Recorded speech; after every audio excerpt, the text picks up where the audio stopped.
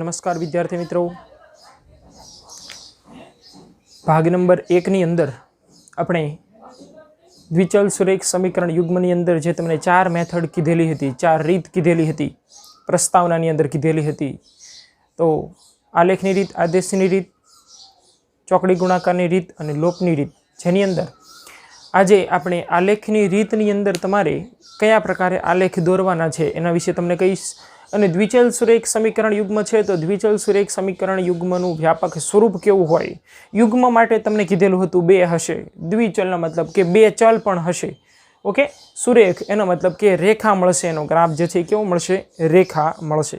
Okay, ચાલો ભાઈ આપણે શરૂઆત કરીએ. પહેલાં તો એનું વ્યાપક સ્વરૂપ જે છે એ આપણે લખીએ કે દ્વિચલ સુરેખ સમીકરણનું વ્યાપક સ્વરૂપ.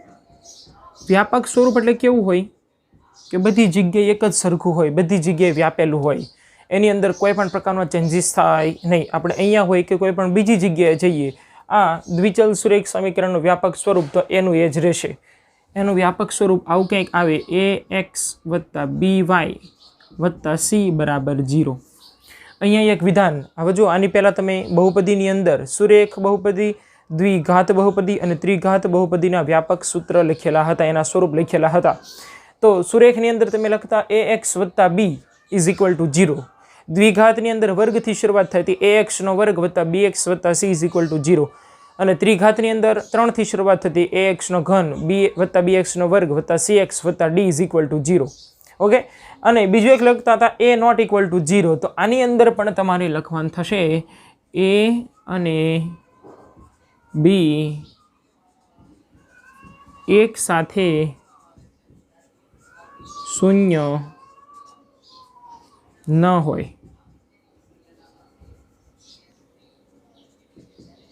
અને આને કદાચ આપણે બીજી રીતના લખવું હોય તો પણ લખી શકીએ. કઈ રીતે? a² + b² ≠ 0. અને જ્યાં a, b અને c બિલોંગ્સ ટુ r.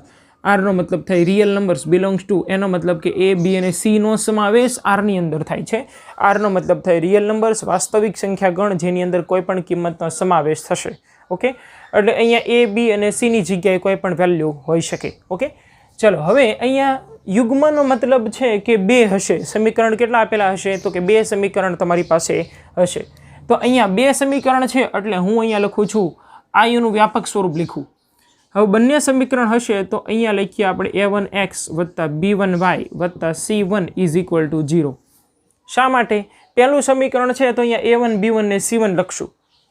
અહીંયા a² a1² + b1² ≠ 0. અથવા તો એમ લખી શકો તમે કે a અને b એક સાથે શૂન્ય ન હોઈ શકે. હવે જુઓ જોઈએ, કદાચ તમે અહીંયા શૂન્ય કરી નાખો બંને જગ્યાએ તો માત્ર ને માત્ર અચળ પદ વધ્યું. તો અચળ પદ વધે તો દ્વિચલ સુરેખ સમીકરણ કહેવાય જ નહીં. એટલા માટે લખ્યું છે કે a અને b ક્યારેય એક સાથે શૂન્ય હોઈ શકે નહીં. અને a, b અને c ની વેલ્યુ ક્યાંથી હશે? તો કે રિયલ નંબર્સ, વાસ્તવિક સંખ્યા ગણમાંથી હશે. એટલે અહીંયા લખ્યા આપણે a, b અને c બિલોંગ્સ ટુ r, કે જેનો સમાવેશ a, b અને c નો સમાવેશ રિયલ નંબર્સ, વાસ્તવિક સંખ્યા ગણની અંદર થાય. આ પહેલું સમીકરણ. હવે બીજું સમીકરણ લખીએ આપણે તો કે a2x + b2y + c2 = 0. આ જે છે પહેલા સમીકરણ માટે લખ્યું છે અને આ જે છે બીજા સમીકરણ માટે લખ્યું છે. અહીંયા 1 લખેલા છે તો એની જગ્યાએ શું કરી નાખશું આપણે? 2 a2² + b2² ≠ 0. જ્યાં અહીંયા a1, b1 અને c1 અહીંયા લખ્યા આપણે a2, b2 અને c2 બિલોંગ્સ ટુ r. અને a2, b2 અને c2 નો સમાવેશ જે છે રિયલ નંબર્સ, વાસ્તવિક સંખ્યા ગણની અંદર થશે. ઓકે, ચાલો હવે આની અંદર પહેલી મેથડ આલેખની રીત. આલેખની રીત જે છે એની અંદર તમારે શું કરવાનું? જે આની પછીની 3 રીત આવશે એનું વેઇટેજ વધારે, આલેખની રીતનું વેઇટેજ ઓછું છે, માર્કનું વેઇટેજ જે છે ઓછું. પરીક્ષાની અંદર અત્યાર સુધીમાં પૂછાણેલી નથી પણ તોય તમારે તૈયાર કરવાની છે. ઓકે, આલે કઈ રીતના દોરવાના? તો કે તમને રકમ આપેલી હશે. એ કેવી રકમ આપેલી હશે? દાખલા તરીકે તમને એમ કે ઉંમર વચ્ચેનો સંબંધ આપેલો હોય કે પિતાની ઉંમર આટલી હતી તો પુત્રની ઉંમર જે છે આટલા વર્ષ પછી કેટલી થાય, એટલે ઉંમર વચ્ચેનો સંબંધ આપેલો હોય, અથવા તો તમને રૂપિયા પૈસા વિશે કીધેલું હોય, અથવા તો ટકાવારી આપેલી હોય, એ રીતના જે છે એ તમને સંબંધ આપેલા હશે. તો આપણે બે રાશિનો ઉપયોગ કરશું, એનો મતલબ બે ચલનો ઉપયોગ કરશું. એકને એક્સ કહીશું અને એકને વાય કહીશું. દાખલા તરીકે તમને પિતા અને પુત્રની ઉંમર વચ્ચેનો સંબંધ આપેલો છે તો આપણે એકને એક્સ કહી દઈએ અને એકને વાય કહી દઈએ. દાખલા તરીકે પિતાની ઉંમરને એક્સ ધરી લઈએ અને પુત્રની ઉંમર જે છે એને વાય ધરી લઈએ. હવે તમને એમ કે 5 વર્ષ પહેલાં પિતાની ઉંમર જે છે એ આટલી હતી તો આપણે કઈ ઉંમર ધારવી પડે? તો કે હાલની ઉંમર ધારવી પડે. હવે ધારી લઈએ કે ધારો કે પિતાની ઉંમર, હાલની ઉંમર, અત્યારે સમજવા માટે કહું છું, હાલની ઉંમર 50 વર્ષની હોય પિતાની ઉંમર, તો તમને એમ કે 5 વર્ષ પહેલાં કેટલી હશે પિતાની ઉંમર? તો કેટલી હશે? તો કે 50માંથી 5 બાદ કરવા પડે, એનો મતલબ 45 વર્ષ થાય. હવે મેં એમ કીધેલું હોય કે પિતાની ઉંમર x વર્ષ છે તો 5 વર્ષ પહેલાં કેટલી હશે? તો કે જે હાલની હોય એમ 5 બાદ કરવાના, x - 5 થાય.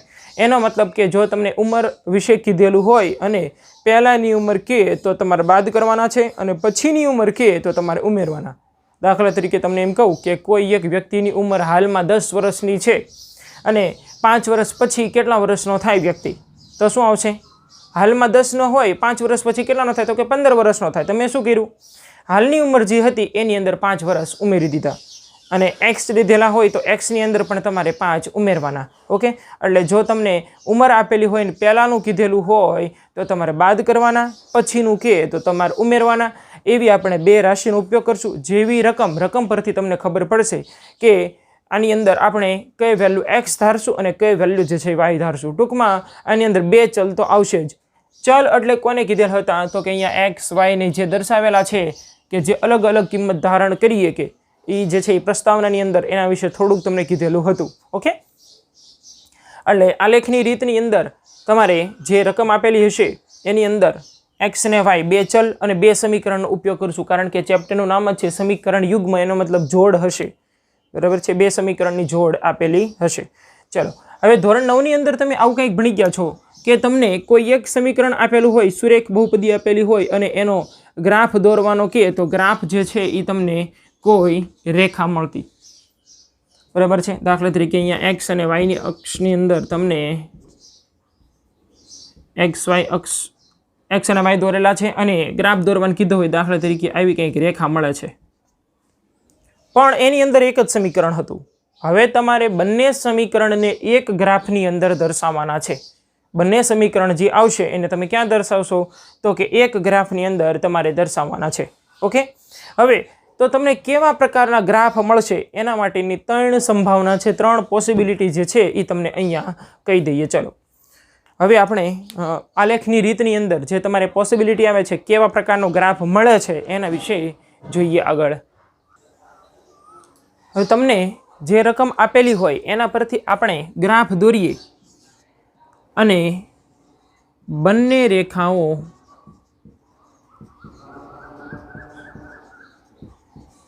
એકબીજાને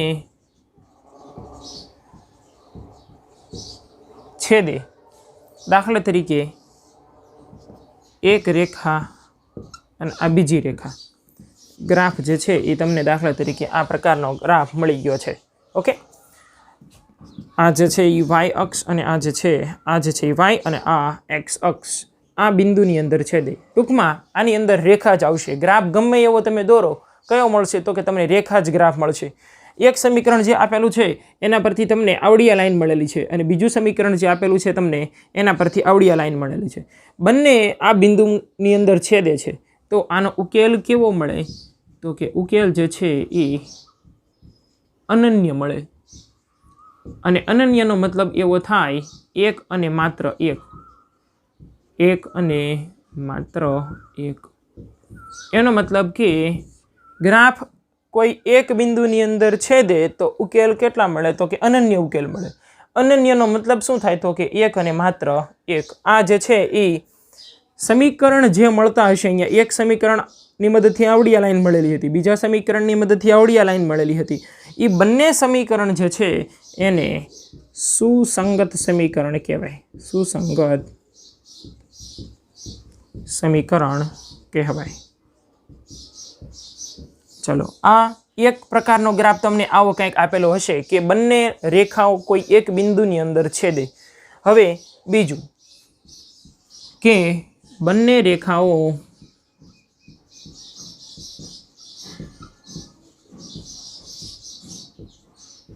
એકબીજાને સમાંતર મળે. એનો મતલબ શું? દાખલા તરીકે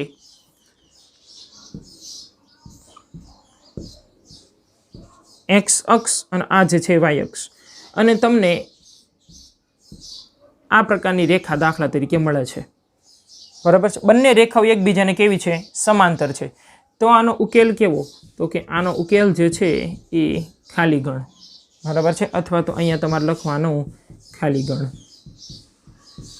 અને આ પ્રકારના જે સમીકરણ હોય એટલે ટૂંકમાં આનો ઉકેલ મળશે નહીં. કેમ? તો કે અહીંયા બંને રેખાઓ એકબીજાને સમાંતર જ જશે, અનંત અંતર સુધી જાય તો ભેગી જ નહીં થાય, તો ઉકેલ મળે ક્યાંથી? એનો મતલબ કે ખાલી ગણ મળશે, એક પણ ઉકેલ મળશે નહીં. એટલે અહીંયા લખીએ આપણે ઉકેલ મળે નહીં. ઉકેલ ન મળે એટલા માટે ખાલી ગણ લખેલું છે. અને આ પ્રકારના જે સમીકરણ આવે છે એને અસુસંગત સમીકરણ કહેવાય, અથવા તો સુસંગત સમીકરણ નથી. શું લખશું આપણે? સુસંગત સમીકરણ નથી. એની પછીની ત્રીજી પોસિબિલિટી, સંભાવના, એક આ પ્રકારની, બીજી આ પ્રકારની, ત્રીજાની અંદર શું? બંને રેખાઓ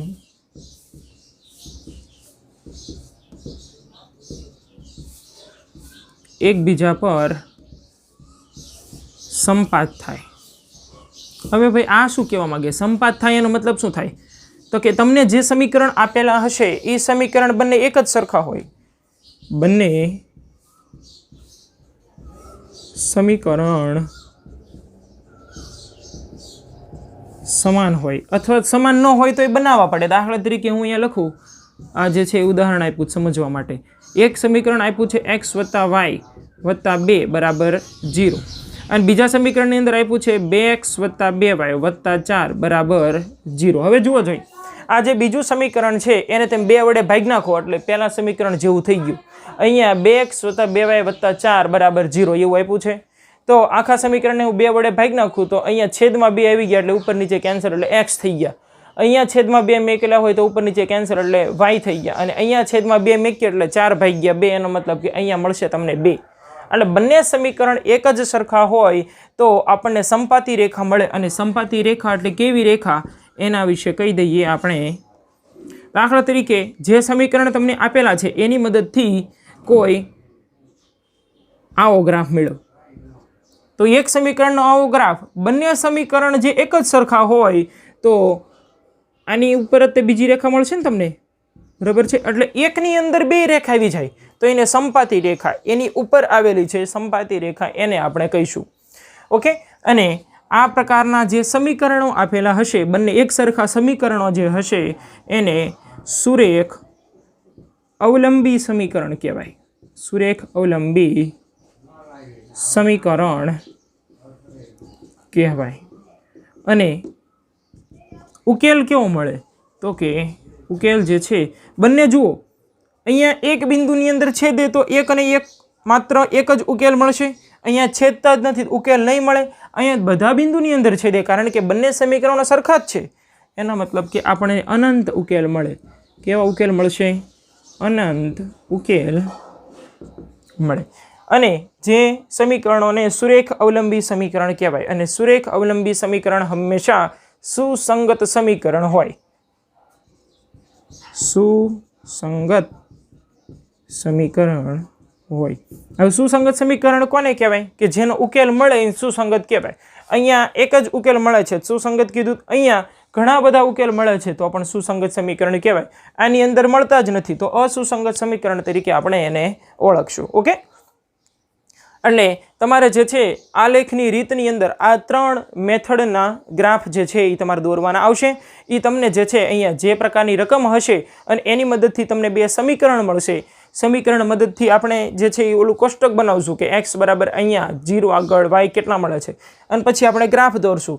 બંને સમીકરણના ગ્રાફ જે છે એક ગ્રાફ પેપરની અંદર દર્શાવવાના તો તમને આ 3 પ્રકારના ગ્રાફ જે છે એ જોવા મળે. હવે પછી અહીંયા એમ કીધેલું હોય કોઈ એક બિંદુની અંદર છેદે તો ગ્રાફ તમને કદાચ આવો હોય કે આમ પણ હોઈ શકે.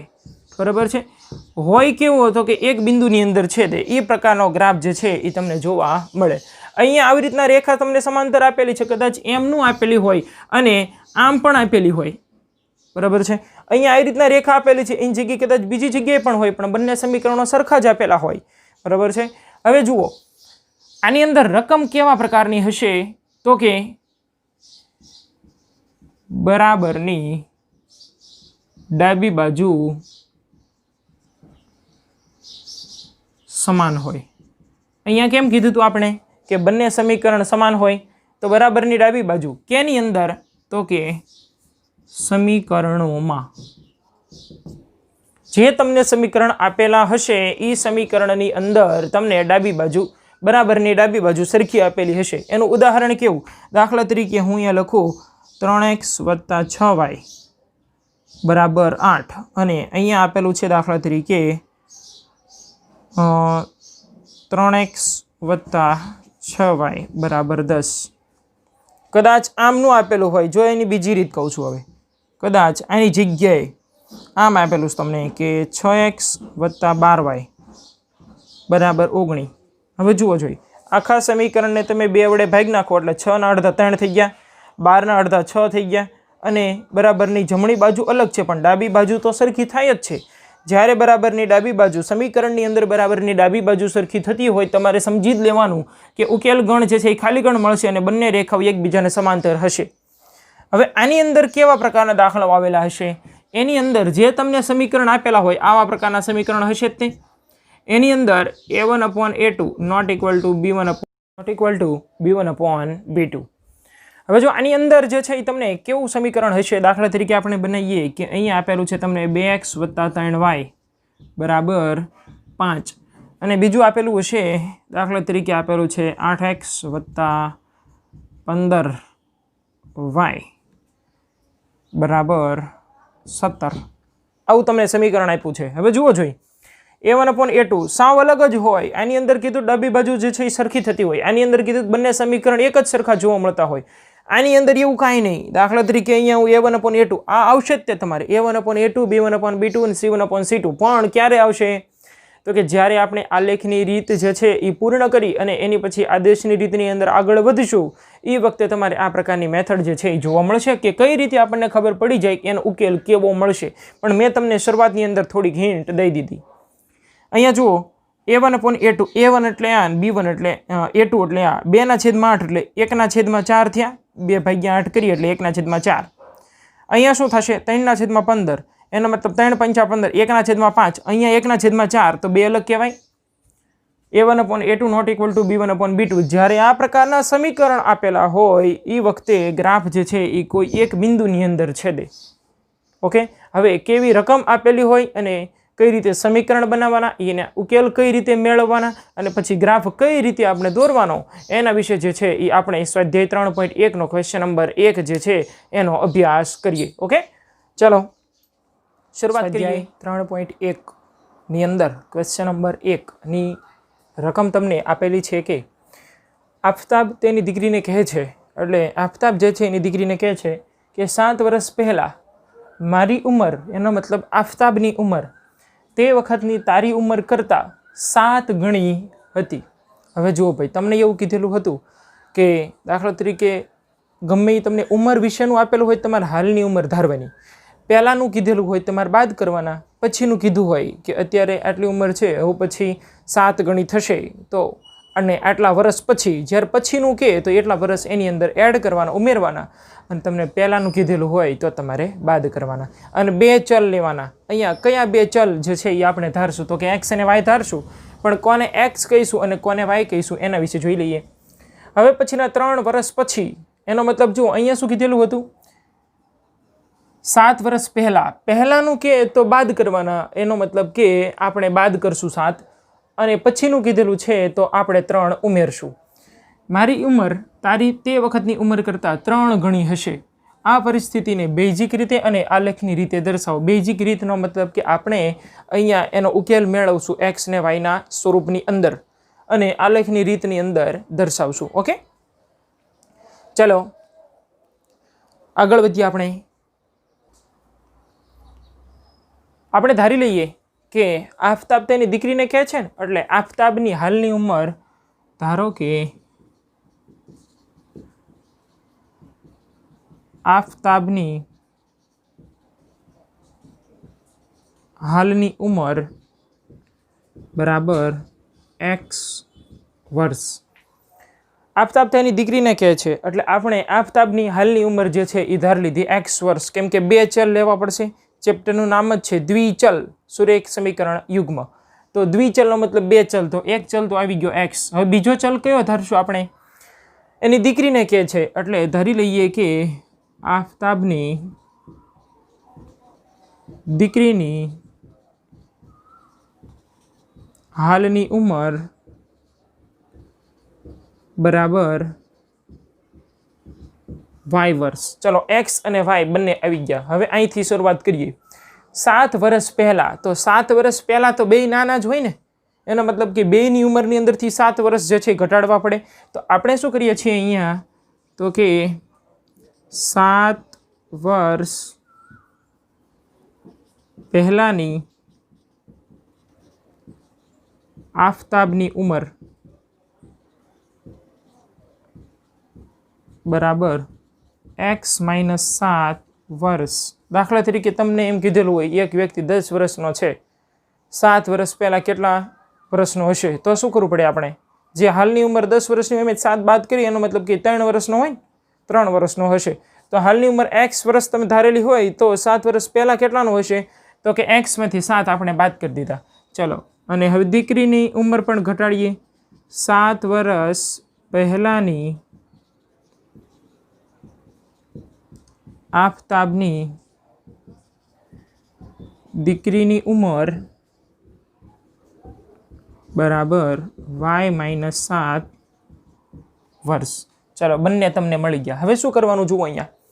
7 વર્ષ પહેલાં મારી ઉંમર, એનો મતલબ કે 7 વર્ષ પહેલાં આફતાબની ઉંમર, શું કીધું છે અહીંયા? મારી ઉંમર એટલે વ્યક્તિ કોણ છે? તો કે આફતાબ બોલે છે, તો આફતાબની ઉંમર થઈ. તે વખતની તારી ઉંમર કરતાં 7 ગણી હતી. એનો મતલબ કે આફતાબની ઉંમર તેની દીકરીની ઉંમર કરતાં 7 ગણી હતી. ચલો, હવે આમાંથી તમારે સમીકરણ બનાવવાનું છે. બંનેની 7 વર્ષ પહેલાંની ઉંમર તમારે લખી નાખવાની, x - 7 અને અહીંયા લખીએ y - 7. 7 વર્ષ પહેલાં આફતાબની ઉંમર એટલી અને એની દીકરીની ઉંમર એટલી. હવે અહીંયા વાંચો જોઈએ. આફતાબની ઉંમર એટલે આ, તેની દીકરીની ઉંમર કરતાં, એનો મતલબ આના કરતાં 7 ગણી હતી. કોણ 7 ગણું હતું એ વિચારવાનું. હવે આની ઉંમર, એનો મતલબ આફતાબની ઉંમર એની દીકરીની ઉંમર કરતાં, એટલે આના કરતાં 7 ગણી હતી. આ 7 ગણા છે જ. આફતાબભાઈ જે છે એ 7 ગણી ઉંમર એની છે જ. તો હવે બેયને સરખા કરવા હોય શું કરવું પડે? આ તો 7 ગણા છે જ, આને 7 વડે ગુણી નાખીએ, બે સરખા થઈ ગયા. આ તો 7 ગણા હતા જ તે. આફતાબની ઉંમર 7 ગણી છે જ, તો આપણે એની દીકરીની ઉંમરને 7 ગણી કરી નાખી, બંને સરખા થઈ ગયા. તમારે દરેકે દરેક સમીકરણ આ મેથડ પ્રમાણે જ બનાવવાના છે. ચલો, અહીંયા આવશે x - 7 બરાબર 7 ગુણ્યા y, એનો મતલબ 7y વત્તે ઓછે તો કે ઓછા 7 ગુણ્યા 7, એનો મતલબ કે 7 × 7 = 49. અહીંયા x જે છે એમ નામ, અહીંયા 7y પ્લસ છે, આ બાજુ આવશે તો -7y બરાબર આ -49 એમ નામ. -7 બરાબરની ઓલી બાજુ જાય તો +7 થશે. અહીંયા આવે x - 7y બરાબર વત્તે ઓછે ઓછા 49માંથી આપણે 7ને બાદ કરીએ, એનો મતલબ 42. મોટા નિશાની, એનો મતલબ 49ની નિશાની કઈ છે? માઇનસ છે. ચલો, હવે 9મા ધોરણની અંદર જે તમે ગ્રાફ દોરતા, દરેકે દરેક ગ્રાફની અંદર સહેલું કયું પડશે અને કોને સૂત્રનો કરતા બનાવવાનો? તમારે હંમેશા વાયને સૂત્રનો કરતા બનાવવાનો છે. પણ પહેલાં આપણે જે છે એ સમીકરણ મેળવી નાખીએ. અહીંયા x - 7y + 42 બરાબર 0 એટલે દ્વિચલ સુરેખ સમીકરણ થઈ ગયું. ચાલો x - 7y + 42 બરાબર 0 આ સમીકરણ નંબર 1 તમને મળી ગયું. આમાંથી તમારે ગ્રાફ દોરવાનો છે, પણ એના ઉકેલ તો આપણે મેળવવા પડશે ને. x અને y ની કિંમત તો મેળવવી પડશે ને, એ આપણે હમણાં લખીએ. ચાલો હવે બીજું વિધાન જે છે એ બનાવીએ, બીજું સમીકરણ જે છે એ બનાવીએ. હવે પછીના 3 વર્ષ પછી મારી ઉંમર, એનો મતલબ કે આફતાબની ઉંમર, એટલે લખીએ આપણે કે 3 વર્ષ પછી આફતાબની ઉંમર બરાબર x + 3 વર્ષ. તે વખતની તારી ઉંમર કરતાં, એનો મતલબ કે દીકરી જે છે એ 3 વર્ષ મોટી થઈ ગઈ હશે, તો 3 વર્ષ પછી આફતાબની દીકરીની ઉંમર બરાબર y + 3 વર્ષ. ચલો હવે શું લખવાનું? 3 વર્ષ પછી મારી ઉંમર, એનો મતલબ કે લખીએ આપણે 3 વર્ષ પછી આફતાબની ઉંમર તારી તે વખતની ઉંમર કરતાં, એનો મતલબ કે દીકરીની ઉંમર કરતાં, એટલે અહીં લખીએ આપણે ઉંમર દીકરીની ઉંમર કરતાં કેટલા ગણી હશે? તો કે 3 ગણી હશે. ચાલો લખીએ. હવે બંનેની ઉંમર લખી નાખો. અહીંયા લખીએ આપણે x + 3 અને અહીંયા લખીએ y + 3. હવે શું વિચારવાનું? જેમ અહીંયા આપણે મેથડ વાપરી હતી, સેમ મેથડ અહીંયા આગળ. 3 વર્ષ પછી આફતાબની ઉંમર એટલે આવડ્યા. દીકરીની ઉંમર કરતાં, એનો મતલબ આના કરતાં 3 ગણી હશે. કોણ 3 ગણું હશે? આફતાબની ઉંમર આની ઉંમર કરતાં 3 ગણી હશે. આ 3 ગણા છે જ, બેયને સરખા કરવા હોય તો આને 3 વડે ગુણ નાખો એટલે બંને સરખા થઈ ગયા. x + 3 બરાબર 3 × y, એનો મતલબ 3y વત્તે તો કે વત્તા 3 તેરી તો કે 9 થશે. અહીંયા x + 3y આ બાજુ આવે તો -3y બરાબર આ 9 ના 9 એમ નામ, +3 ઓલી બાજુ જાય તો -3. x - 3y બરાબર 9 માંથી 3 બાદ કરી નાખો, એનો મતલબ કે 6. તો સમીકરણ તમને મળશે x - 3y - 6 બરાબર 0. સમીકરણ નંબર 2. એટલે આ તમને 2 સમીકરણ જે છે એ મળી ગયા. આ જે છે તમારે આટલું લખવાનું. હવે સમીકરણની મદદથી આપણને ઉકેલ x અને y ના સ્વરૂપની અંદર એની કિંમતો કેવી મળશે, એની અંદર આપણે આગળ વધીએ. 3.1 નો ક્વેશ્ચન નંબર 1 ની અંદર તમારી પાસે બેઝિક રીતના 2 સમીકરણ આવી ગયા. x - 7y + 42 બરાબર 0 અને x - 3y - 6 બરાબર 0. ચલો હવે આપણે શું કરીએ તો કે અહીંયા પહેલું સમીકરણ લખીએ છે કે x - 7y + 42 બરાબર 0. આ x જે છે એમ નામ, +42 આપણે અહીંયા આગળ લખ્યા. -7y બરાબરની ઓલી બાજુ જાય, જમણી બાજુ જશે તો થઈ જશે +7y. એનો મતલબ કે અહીંયા મળે તમને x + 42, 7 ગુણાકારમાં છે, આ બાજુ આવશે તો ભાગાકારમાં બરાબર y. ચલો ભાઈ, yની વેલ્યુ તમને કેવી મળી ગઈ? તો કે x + 42/7. હવે xની જગ્યાએ તમારે અલગ અલગ કિંમત મેકવાની અને પછી જે છે એ yની વેલ્યુ તમને મળશે અને એને આપણે ગ્રાફની અંદર દર્શાવવાની. એટલે એક રેખા મળે અને પછી બીજું સમીકરણ જે છે એના માટે પણ સેમ મેથડ કરવાની છે. ઓકે, ચલો જોઈએ. આપણે એક્સની જગ્યાએ અલગ અલગ કિંમત મૂકી દઈએ. તો પહેલાં તો હું એક્સની જગ્યાએ દાખલા તરીકે 0 મૂકું. અહીંયા આપણે લખીએ x બરાબર 0. તો શું થશે એ જોઈએ. તો કે y બરાબર એક્સની જગ્યાએ 0 + 42/7. 42 + 0 એટલે 42 જ આવશે ના છેદમાં 7. 7 × 6 = 42 એટલે તમને x બરાબર 0 આગળ y બરાબર કેટલા મળી ગયા? તો કે 6 મળી ગયા. ચલો હવે નેક્સ્ટ જે છે આપણે x બરાબર દાખલા તરીકે 7 મૂકી દઈએ તો શું થશે? તો કે y બરાબર અહીંયા આવશે xની જગ્યાએ 7. 7 + 42/7. 42 ને 7 એનો મતલબ કે 49/7. 7 × 7 = 49. તો તમને મળી ગયા 7. ઓકે, ચલો હવે આપણે એક્સની જગ્યાએ કિંમત મૂકી દઈએ. દાખલા તરીકે કોઈ પણ કિંમત મૂકી શકીએ, પણ એવી વેલ્યુ મૂકીએ જેથી આપણને જવાબ પૂર્ણાંકની અંદર મળે. તો હું લખું અહીંયા એક્સની જગ્યાએ દાખલા તરીકે આપણે લખીએ 42. તો શું થશે? વાય બરાબર એક્સની જગ્યાએ 42 વત્તા 42 ના છેદમાં 7. ચલો 42 ને 42 84 ના છેદમાં 7. એનો મતલબ કે 12 સત્તા 84, એટલે વાયની વેલ્યુ તમને મળી ગઈ 12. ચલો કોષ્ટક કેવું મળશે આપણને? તો કે કોષ્ટક આવું કંઈક મળે, એક્સ અને વાય. એક્સ બરાબર 0 આગળ વાય બરાબર મળી ગયા તમને 6, એક્સ બરાબર 7 આગળ વાય બરાબર 7, એક્સ બરાબર 42 આગળ વાય બરાબર 12. અહીંયા કદાચ તમારે આ વેલ્યુ ન લેવી હોય તો એ સિવાયની પણ તમે કોઈ પણ વેલ્યુ જે છે એ લઈ શકો છો. ઓકે, ચલો હવે નેક્સ્ટ જે છે એ સમીકરણ નંબર 2, જેની અંદર તમને આપેલું છે x - 3y - 6 બરાબર 0. એનો આપણે ઉપયોગ કરીએ. ચલો ભાઈ, x માઇનસ અહીંયા આપેલા છે તમને x - 3y - 6 બરાબર 0. આવું સમીકરણ તમારી પાસે છે.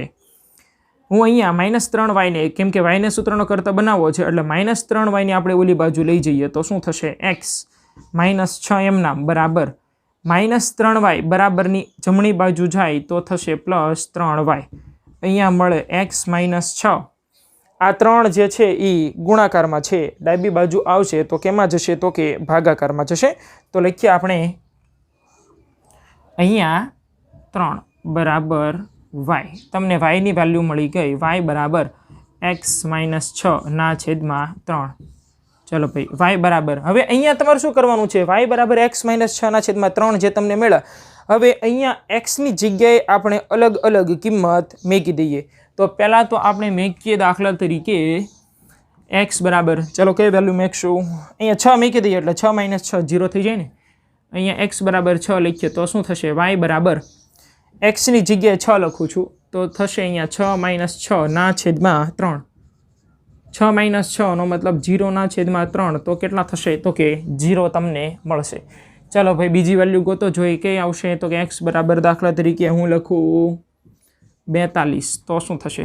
y બરાબર એક્સની જગ્યાએ કેટલા લખ્યા મેં? તો કે અહીંયા લખ્યા 42 -6 ના છેદમાં 3. તો શું થાય? 42માંથી 6 બાદ કરી દઈએ તો 36 ના છેદમાં 3.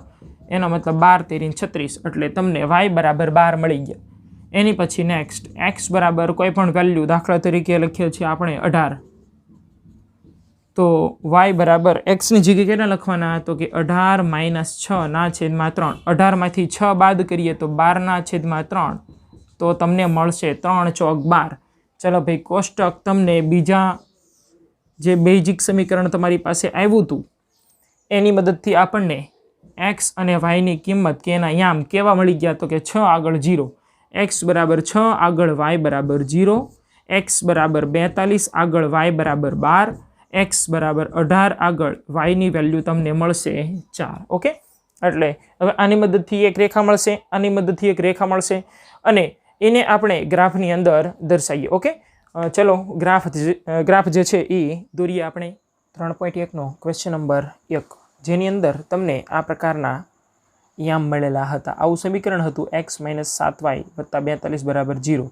અને એની અંદર તમને આ પ્રકારના યામ મળેલા હતા કે x બરાબર 0 આગળ y બરાબર 6, x બરાબર 7 આગળ y બરાબર 7, x બરાબર 42 આગળ y બરાબર 12. બીજું સમીકરણ આવું હતું x - 3y બરાબર 6, અને એની અંદર તમને મળેલા હતા x બરાબર 6 આગળ y બરાબર 0, x બરાબર 42 આગળ y બરાબર 12, x બરાબર 18 આગળ y બરાબર 4. ઓકે, હવે એને આપણે આ ગ્રાફની અંદર દર્શાવીએ.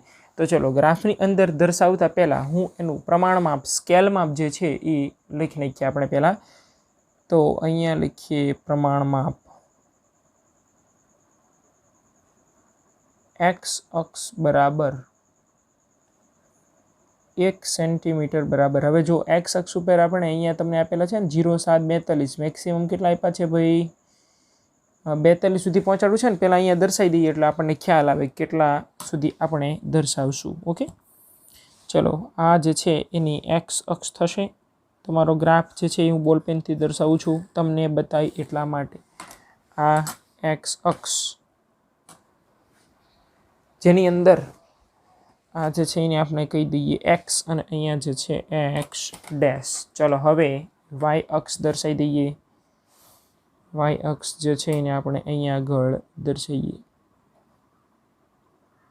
આ થશે ગ્રાફનો વાય અક્ષ. એટલે અહીંયા આવશે વાય અને અહીંયા આવશે વાય ડેશ. અહીંયા ઉગમ બિંદુના યામ 0 0 થશે. ઓકે, ચલો હવે આપણે એક્સ અક્ષ અને વાય અક્ષ ઉપર ગ્રાફને મોટો દર્શાવવો છે. એટલે આપણે શું કરીએ, મેક્સિમમ 42 છે ને એટલે 45 50 સુધી જઈશું.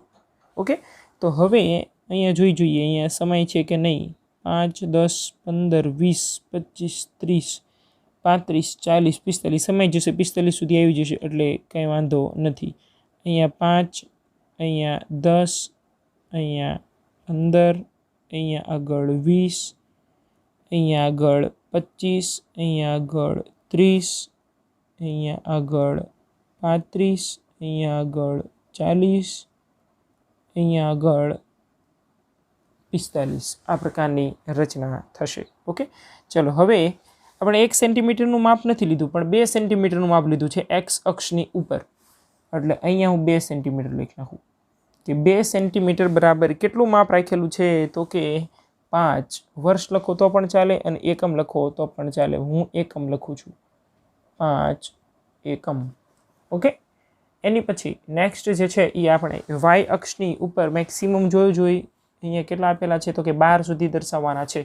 તો આપણે દર્શાવી દઈએ.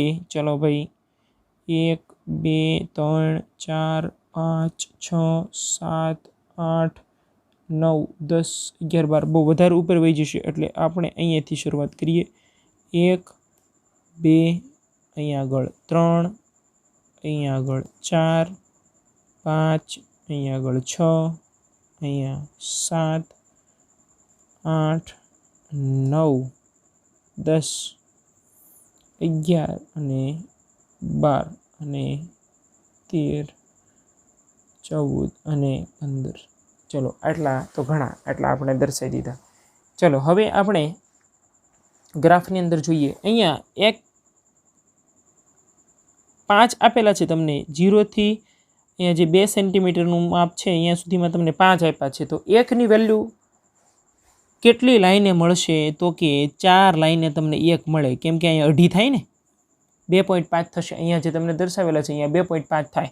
એનો મતલબ કે 4 લાઈને 1, પછી 8 લાઈને 2, એની પછી ચોથી લાઈન એટલે અહીંયા આવશે તમારે 3, એની પછી જે છે એ અહીંયા આગળ આવશે 4 અને અહીંયા આગળ 5. ઓકે, એ રીતના તમારે બધા માપ જે છે એ મળશે. ચલો એક્સ અક્ષ ઉપર 0 તો વાય અક્ષ ઉપર 6 દર્શાવવો જોઈએ. એક્સ અક્ષ ઉપર 0 તો વાય અક્ષ ઉપર 6 એટલે અહીંયા આગળ તમને મળે અને એના અહીંયા 0 અને 6. ચાલો દર્શાવી દીધા આપણે. પહેલું આમ બિંદુ દર્શાવી દીધું. બીજાની અંદર એક્સ અક્ષ ઉપર 7 અને વાય અક્ષ ઉપર 7. વાય અક્ષ ઉપર 7 તરત મળી જાય. એની ઉપર 7 ક્યાં આવશે તો કે તમને કીધું કે 4 લાઈને 1 આવશે. તો જુઓ જોઈએ આ 4 લાઈને 1 એટલે અહીંયા આવી ગયા 6. ઓકે, અને એની પછી અહીંયા ચોથી લાઈન એટલે અહીંયા આગળ આ લાઈનમાં ઉપર 7 સુધી તમારે જવાનું છે. તો તમને બિંદુ અહીંયા આગળ મળે અને એના અહીંયા આમ થશે. કયા અહીંયા આમ થશે તો કે 7 અને 7. ઓકે, એની પછી નેક્સ્ટ જુઓ એક્સ અક્ષ ઉપર 42 ને વાય અક્ષ ઉપર 12. એક્સ અક્ષ ઉપર 42 તો 42 ક્યાં આવશે તો કે 42 આવે અહીંયા 40, અહીંયા 4 લાઈને 41, એની પછીની 4 લાઈન એટલે આ લાઈનની અંદર 42 હશે. બરાબર છે. આ અઢી જે છે એનાથી અહીંયા આગળ 2 લાઈન છોડીને તો અહીંયા આગળ તમને 42 મળશે. 42 આગળ 12 એટલે અહીંયા આગળ ભેગું થશે. તો આપણને બિંદુ અહીંયા મળે. આના અહીંયા આમ લખી નાખીએ તો કે કયા મળશે તો કે 42 અને 12. ઓકે, ચલો ભાઈ મળી ગયા. હવે ત્રણ બિંદુમાંથી પસાર થતી રેખા જે છે એ આપણે દર્શાવી દઈએ. તો તમને કેવા પ્રકારની રેખા મળશે એ જોઈ લઈએ.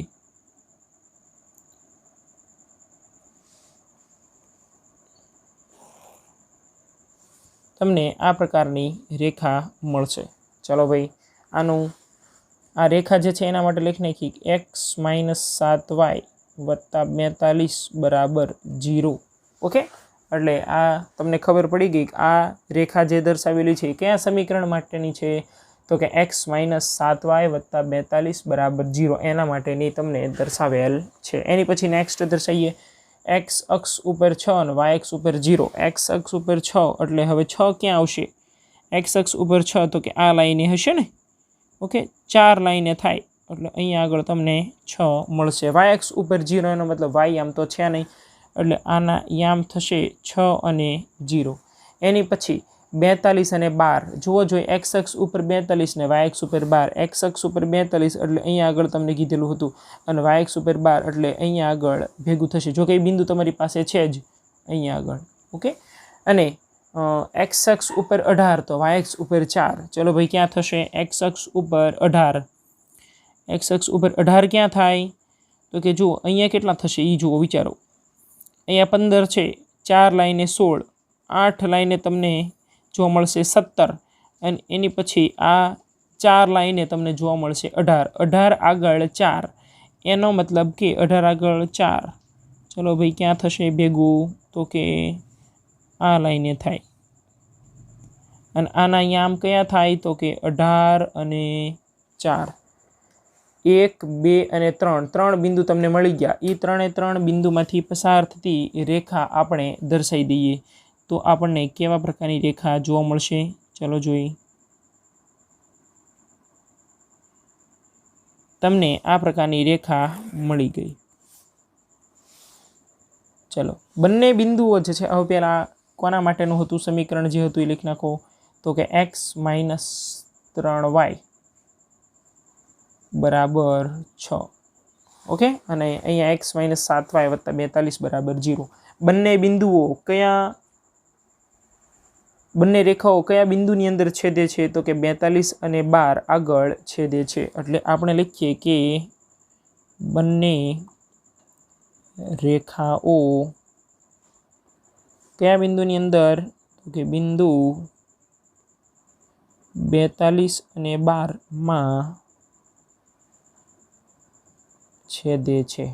ચલો, આ જે છે એ તમારો સ્વાધ્યાય 3.1નો ક્વેશ્ચન નંબર 1 જે છે એ થશે. અને કદાચ આની અંદર તમને એવું કીધેલું હોત કે આફતાબની હાલની ઉંમર કેટલા વર્ષની છે તો જુઓ જોઈએ. x જે છે એ તમને 42 મળી ગયો છે અને y જે છે એ 12 મળી ગયો છે. એનો મતલબ આફતાબની હાલની ઉંમર 42 વર્ષની હશે અને એની દીકરીની ઉંમર 12 વર્ષની હશે. ચલો, હવે જે છે એ ક્વેશ્ચન નંબર 2 જે છે એ આપણે આગળના ભાગની અંદર જોઈશું. Okay, thank you.